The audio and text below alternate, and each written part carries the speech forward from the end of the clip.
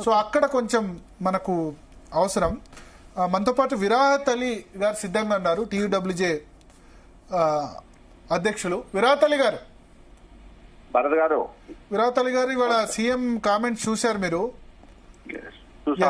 So ఏంటి మీ observation ఏంటి, మీరు మీ సలహా ఏంటి ఈ మొత్తం వ్యవహారం మీద? అంటే ఇవాళ ముఖ్యమంత్రి గారు ఇవాళ తన ఆవేదన అంటే మామూలుగా యూట్యూబర్స్ కావచ్చు, సోషల్ మీడియా పేరుతో జరుగుతున్నట్టు ఉన్మాదం కావచ్చు, వికృత చేష్టల్ని ఆయన దాన్ని విరక్తి చెంది ఇవాళ ఆయన అసెంబ్లీలో ఆవేదన వ్యక్తం చేశారు. కానీ గత ఏడాది కాలంగా ఈ ఉన్మాదం మీద అంటే ఇవాళ సోషల్ మీడియా అనేది ఎట్లా అంటే అట్లా వాడుకోవచ్చు, దానికి హద్దు ఉండదు, అదుపు ఉండదు అనే రీతిలో చాలా మొత్తంగా దాన్ని మిస్యూజ్ చేసే ప్రక్రియ మీద ప్రజలు అప్రమత్తం కావాలి. జర్నలిస్టులు అంటే రియల్ అంటే ప్రొఫెషనల్ గా ఉన్నటువంటి జర్నలిస్టులు వాళ్ళు దాన్ని అలాంటి వైఖరిని అలాంటి చర్యలు అడ్డుకోవాలని ఏడాది కాలంగా మా సంఘం దీని మీద పోరాటం చేస్తుంది. ఇప్పటికి మేము చాలా జిల్లాల్లో పర్యటించినప్పుడు మా దృష్టికి సంఘటనలు వస్తున్నాయి. అంటే రోజు ఇవాళ ఒక నిజమైన జర్నలిస్ట్ కు సమస్య వస్తుంది అనేది మేము మాకు తక్కువ ఫిర్యాదులు వస్తున్నాయి. కానీ ఇవాళ సోషల్ మీడియా పేరు మీద మమ్మల్ని బ్లాక్ మెయిల్ చేస్తున్నారనో లేక మేము బతకాలనా చావాలనా అనో ఇవాళ పరిస్థితి ఏం దాకా దాపురించింది అంటే ఈ అరాచక ఉన్మాదము ఇవాళ ఒక వ్యక్తి అన్ని చట్టబద్ధంగా కూడా తను ఇల్లు కట్టుకోవడానికి ఒక బోర్ వేసుకునే పరిస్థితి లేదు. తాను ఇంటి పర్మిషన్ అన్ని తెచ్చుకున్నా తన అనుమతి లేకుండా అంటే సోషల్ మీడియా సోకాలు కొంతమంది అనుమతి లేకుండా ఎట్లా కడతావు నువ్వు అని చెప్పి కూడా అంటే ఆ స్థాయికి దిగజారింది. ఇక భాష గురించి ప్రత్యేకంగా ఇందాక మీరు చెప్పినట్టు ఇవాళ సోషల్ మీడియాలో ప్రజల వైపు నిలబడి అంటే లేక సమాజం గురించి హితాన్ని ఆశించి విశ్లేషించే వేదికలు కనిపిస్తాయి ప్లాట్ఫామ్స్. అంటే ఎవరు ఎన్ని తిట్లు ఎక్కువ వస్తాయో, ఎవరు తను మొత్తం ఎదుటి మనిషి మనోభావాన్ని దెబ్బతీయగలుగుతాడో వాళ్ళు హీరోలు అవుతున్నారు. ఎంత దౌర్భాగ్యం అంటే అలాంటి వాళ్ళు రాజకీయాల్లో కూడా రాణిస్తున్నారు, కోట్లకు పరుగులెత్తున్నారు. అంటే ఇది ఒక పెద్ద మాఫియా, బడా మాఫియా లాగా ఇది ఇట్లా జరుపుకుంటూ ఈ తంతొచ్చి చివరికి మాకెంత ఆందోళన కలుగుతుందంటే ఇది తిరగబడి ప్రజలు ప్రాణాలు ఎక్కడ పోతాయో ప్రాణాలు తీసి హత్యల దాకా దారి తీసే పరిస్థితి.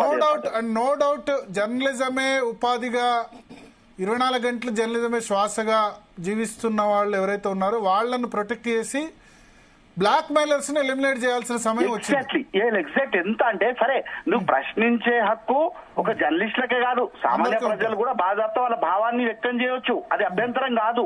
కానీ ఎట్లయినా మనకి అవకాశం ఉంది, ఇదే అదనుగా భావించి ఎట్లా పడితే అట్లా నోట్లు పారేసుకోవడం అంటే ఎంత దుర్మార్గం అంటే సరే గత ప్రభుత్వంలో గత ముఖ్యమంత్రి మీద కూడా కొన్ని ప్లాట్ఫామ్ నోరు పారేసినాయి. అంటే వాడు వీడు అనే స్థాయి నుండి ఆ కుటుంబం మీద కూడా అశ్లీలతంగా అసభ్యకరంగా అభ్యంతరకరంగా మాట్లాడారు. నిన్నగాక మొన్న కూడా ప్రస్తుతం ఉన్న ముఖ్యమంత్రి మీద కూడా అభ్యంతరంగా మాట్లాడారు. అంటే ఒక ముఖ్యమంత్రిని తిట్టినోడు ఇక మాకని చెప్పి మిగతా సమాజం అంతా భయపడాలి. ఒక మంత్రిని తిడితే మిగతా వాళ్ళందరూ ఆయన మంత్రితోనే మాట్లాడుతూ ముఖ్యమంత్రిని తిట్టిండు ఇక మేమెంత ఆయన ముందు అని సమాజం అంతా వణికిపోవాలి అనే పద్ధతులు అవుతున్నాయి కదా. అవి మొత్తం మీడియాకున్నటువంటి గౌరవాన్ని, పరువును, ప్రతిష్టను ఇప్పటికే దిగజారి చేసినాయి. అందుకే కదా ఇప్పుడు ఒక ప్రెస్ అంటే ఇలా ఎక్కడ చూడండి మీరు హైదరాబాద్ లో మీకు ట్రాఫిక్ లో మీరు అబ్జర్వ్ చేయండి, ఎప్పుడు పడితే వాడు ప్రెస్ ఎక్కడ పని చేస్తున్నారు అంటే వాడి దగ్గర ఒక మంచి మొబైల్ ఉంటే అయిపోద్ది. వాడు ఆ మొబైల్ ఒకటి ఉంటే వాడే ఒక గూగుల్లో ఒకటి క్రియేట్ చేసుకొని యూట్యూబ్ అని క్రియేట్ చేసుకొని ఎండి, చీఫ్ ఎడిటర్, సిఇఓ అని విజిటింగ్ కార్డు కొట్టుకొని ఈ దందాలకు పాల్పడుతున్నారు. దందాలకు పాల్పడడం ఒకటే కాదు, ఈ మాటలతోని వాళ్ళు ప్రవర్తిస్తున్న తీరైతే సభ్య సమాజం తలదించుకునే చర్య. ఇవాళ పెళ్ళాలి అంటే ఒక రాజకీయ నాయకుని నువ్వు మాట్లాడు, నువ్వు తప్పు చేస్తావని అడుగు, తప్పు కాదు, నీ నుండి దొర్లినే అని చెప్పి ప్రశ్నించు, నిలదీయి. కానీ ఇష్టం ఉన్నట్టు మాట్లాడేసుకొని అసభ్యకరమైన పదయాలం బూతు మాటలతో దూషించే హక్కు ఎవరికి ఎవరు ఇవ్వలేదు. మొన్న జర్నలిస్ట్ రేవతిని అరెస్ట్ చేసిన విషయంలో మీ స్పందన ఏంటి ఆ విషయంలో? ఇప్పుడు జర్నలిస్ట్ రేవతిని అరెస్ట్ చేయడం అంటే సరే ఆమె కూడా వాడినటువంటి భాష, ఆ టెలికాస్ట్ అయినటువంటి క్లిప్పు నిజంగా అభ్యంతరకరమైంది. అది ఎవరైనా సరే దాన్ని వ్యతిరేకించాల్సిందే. దాంట్లో ఎవ్వరు కూడా దాన్ని సమర్థించారు. అది ప్రొఫెషనల్ జర్నలిజం కాదు. ఓపెన్ గా మాట్లాడాలంటే ఆ ప్రొఫెషనల్ జర్నలిజం ఎట్లుంటదంటే ఆ ఊరికి వెళ్ళో లేక ఎక్కడైనా సమస్య ఉందో ప్రజలతో కూర్చొని ప్రజలతో విశ్లేషించడం, ప్రజల మధ్య చర్చ, ఒక డిబేట్లు, ఒక రౌండ్ టేబుల్స్ అభ్యంతరం లేదు. ప్రజల ఆరోపణలు ఏం మాట్లాడిన కానీ ఉదయపూర్వకంగా తీసుకోవడం తప్పైతే సరే. ఇందులో ఒకటి ఏంటంటే ఒక మహిళా జర్నలిస్టు అంటే ఆమెను అరెస్ట్ చేసిన విధానము అది కొంచెం అభ్యంతరకరమైంది. ఆ అరెస్ట్ చేసే విధానాన్ని మనము ఒక జర్నలిస్టే అని కాదు, సామాన్య మహిళ అయినా గానీ అట్లా తెల్లవారుజాముకు ముందు పోలీసులు వెళ్ళడం, పోలీసులు మరి ప్రభుత్వం ఎంత చెప్పిందో కానీ పోలీసులు మాత్రం కొంచెం అతిగా ప్రవర్తించారు. ఆ పద్ధతులు కరెక్ట్ కాదు అనిపించింది. సేమ్ టైంలో నేను ప్రొఫెషనల్ జర్నలిస్ట్ ఒకటే కోరుతున్నా భారత్ గారు, ఇవాళ మనం జీతాల కోసం మనకు ఎంతో గౌరవంగా సంపాదించుకున్నాం ఈ ప్రొఫెషనల్ లో, దాంతో జీవితాలు ఖరాబ్ చేసుకోకండి. ఖచ్చితంగా మీకు మంచి భవిష్యత్తు ఉంది. ఇవాళ ఎట్లా అవుతుంది అంటే ఇవాళ ఒక 50,000 ప్రధాన మీడియాలో పాపం 30-40 ఏళ్లుగా పనిచేస్తున్న జర్నలిస్టు 40-50,000 శాలరీతో పనిచేస్తే ఒక్కొక్క రాజకీయ పార్టీలు ఇవాళ ప్లాట్ఫామ్స్ మెయింటైన్ చేస్తున్నాయి. అన్ని పార్టీలు మెయింటైన్ చేస్తున్నాయి. సీక్రెట్ గుట్టు చప్పుడు కాకుండా నిశ్శబ్దంగా ఆ ప్లాట్ఫామ్ లోకి పిలిపించి నీకు 5 లక్షలు ఇస్తాం, 10 లక్షలు ఇస్తాం, ఏడాదికి ఇంత కాంట్రాక్ట్ ఇస్తాం, అంతా ఇలాంటి ఎర చూపి వాళ్ళకి డబ్బుల ఎర చూపి మభ్యపెట్టి చివరికి జర్నలిస్టుల మధ్య కూడా ఒక రాజకీయ ముద్రలు ఏర్పడ్డాయి. అంటే ఈ సంస్థ లేకున్నప్పుడు కూడా ఉన్నాయి కొన్ని పత్రికలకు వాటికి రాజకీయ ముద్రలు. అవి యాజమాన్యాల మధ్యన యుద్ధం ఉండే, అంటే యాజమాన్యాలే తేల్చుకునేటివి. సరే జర్నలిస్టు ఫైనాన్షియల్ గా బాగుపడితే ఎవరు వద్దనరు, అభ్యంతరం లేదు, బాగుపడతారు. కానీ దాన్ని కూడా దాని లిమిటేషన్స్ భరత్ గారు మేము అదే అంటున్నాం. నువ్వు బాగుపడు, జీతం తీసుకో. కమ్యూనిస్ట్ పార్టీల పత్రికలు ఉన్నాయి, నవ తెలంగాణ అయినా చాలా సంవత్సరాలు ఉన్నాయి. వాళ్ళ యాజమాన్య పాలసీకి అనుగుణంగా పనిచేస్తారు. అదే అంటున్నా భరత్ గారు, మీరు పనిచేయండి, పాలసీలు ఉంటే సరే. ఆ పార్టీ గురించి మీరు ఏం రాదు, అది వైరే. కానీ నేను ఇంకో 10 తిట్లు మా యజమాని 5 తిట్లు తిట్టుమన్నాడు, నేను 10 తినిపించి శబాష్ అనిపించుకుంటా అనే వైఖరి మంచిది కాదు. వాళ్ళు 5 తిట్టుమన్నాడు నన్ను, నా ప్రమోటరు, కానీ 10 తిట్లు తిట్టి నేను శబాష్ అనిపించుకుంటాను.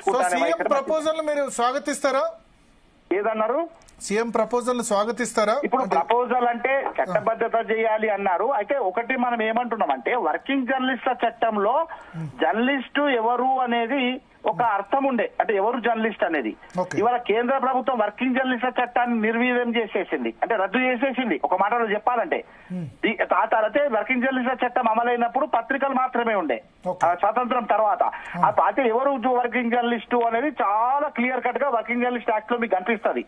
కాకపోతే ఎలక్ట్రానిక్ మీడియా రంగప్రవేశం చేసిన తర్వాత, ఆ చట్టాన్ని నిర్వీర్యం చేసిన తర్వాత ఇప్పుడు జర్నలిస్టు ఎవరనేది నిర్వచనము లేకుండా పోయింది. దాన్ని తేల్చాల్సింది కేంద్రమే. అసలు కేంద్ర ప్రభుత్వం తేల్చాలి అసలు జర్నలిస్ట్, వర్కింగ్ జర్నలిస్ట్ ఎవరు అనేది. అయితే ముఖ్యమంత్రి గారు చట్టబద్ధత చేయాలి అంటున్నారు. అంటే రాష్ట్ర చట్టబద్ధత చేయడం కన్నా దేశం మీద మొత్తం ఒత్తిడి తేవాల్సిందే కేంద్రం మీద. అక్కడే జర్నలిస్ట్ కు నిర్వచనం ఉండాల్సిన అవసరం ఉంది. ఇంకొక విషయం ఇక్కడ మనం చెప్పాల్సింది ఏంటంటే ఇవాళ వర్కింగ్ ఒక ప్రత్యేక చట్టాలు తీసుకొస్తాం ఇలాంటి అసాంఘిక శక్తుల్ని శిక్షించడానికి అని ముఖ్యమంత్రి గారు చెప్పారు. అంటే దానికోసం ఒక ప్రత్యేకమైన చట్టం పద్ధతి చేస్తామని. అయితే చట్టాలు ఆల్రెడీ ఉన్నాయి. మీడియా తప్పు చేస్తే ఏ చట్టం ఏంది, ఏ వార్త రాస్తే ఏంది, డిఫ్లమేషన్ లేవా, డిఫ్లమేషన్ యాక్ట్ లేవా, లేక వాళ్ళు ఇంకా అతిగా ప్రవర్తిస్తే వాళ్ళ మీద పలానా సెక్షన్ కింద ప్రెస్ కౌన్సిల్ ఆఫ్ ఇండియా కేవలం ఇక్కడ వరకే ఉంది కదా, ప్రింట్ మీడియా వరకే ఉంది, డిజిటల్ సంబంధించి లేదు. లేదు డిజిటల్ మీడియాకు సంబంధించి లేదు. అందులో సోషల్ మీడియాను అసలు ప్రెస్ కౌన్సిల్ ఆఫ్ ఇండియా పరిగణలోకి ఐటీ యాక్ట్ కిందకి వస్తుంది, అది తీసుకోదు కనుక. ఇప్పుడు ఐపీసీ దాంట్లో కూడా అంత వార్తలు అని ఉంటది కానీ ప్రింట్ ఎలక్ట్రానిక్ లేదు. ఇప్పుడున్న వరకు చట్టాల్లో వార్తలు న్యూస్ ఉంటది, అది ప్రింటా ఎలక్ట్రానిక్ మీడియా అనేది ఉండదు. రాంగ్ న్యూస్ టెలికాస్ట్ చేస్తేనో, రాంగ్ న్యూస్ ప్రింట్ చేస్తేనో ఈ శిక్ష. వాస్తవాలు లేకుండా ఉంటే ఇది అనేది ఒక 6-7 ఐపీసీ సెక్షన్స్ కింద కొన్ని సెక్షన్స్ కూడా నమోదు చేయబడ్డాయి. వాటిని మనం ఇంప్లిమెంట్ చేయాలి. కానీ ది సేమ్ టైం నా రిక్వెస్ట్ ఏంటంటే అన్ని రాజకీయ పార్టీల్ని ఇవాళ ఈ నేపథ్యంలో నేను రిక్వెస్ట్ చేస్తున్నా. సరే ముఖ్యమంత్రి గారు సంఘాలను ఆహ్వానిస్తామన్నారు, ఆ జాబితాలు ఇవ్వమన్నారు. మేం జాబితాలు ఇవ్వాల్సిన అవసరమే లేదు. INPR దగ్గర మొత్తం జాబితా చిట్టా ఉంది. అంటే జర్నలిస్టులు ఎవరెవరు ఏమిటి ఏ అర్హతలని అక్రిడేషన్ అప్పుడు మన ఒక హైదరాబాద్ నేను అనుకుంటా బహుశా 40,000 దరఖాస్తులు INPR ఆఫీస్ కి అందినాయి.